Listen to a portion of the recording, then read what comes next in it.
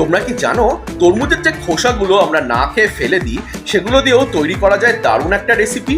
এর জন্য এইভাবে ছোড়া বা পিলারের সাহায্যে খোসাগুলোর বাইরের সবুজ অংশটি বাদ দিয়ে খোসাগুলোকে এমন সুন্দর ছোট ছোট টুকরো করে কেটে নেব। তারপর কড়াইয়ে সর্ষের তেল দিয়ে তাতে ফোড়ন দেব হিং, গোটা জিরে, মৌরি, শুকনো লঙ্কা ও কালো জিরে। এরপর এতে কোচানো পেঁয়াজ এবং আদা রসুন বাটা দিয়ে একটু কষে নিয়ে তাতে তরমুজের খোসার টুকরোগুলো দিয়ে দেবো। সাথে দেব পরিমাণ মতো টমেটো কুচি ও চেরা কাঁচা লঙ্কা।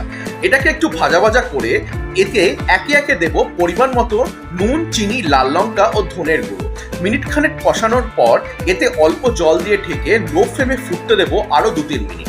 তারপর গ্যাসের ফ্লেম বাড়িয়ে গ্রেভিটাকে একটু ঘন করে নিয়ে গ্যাস বন্ধ করে এতে কিছুটা চাট মশলা ও ধনেপাতা কুচি ছড়িয়ে দিলেই রেডি এই রেসিপি।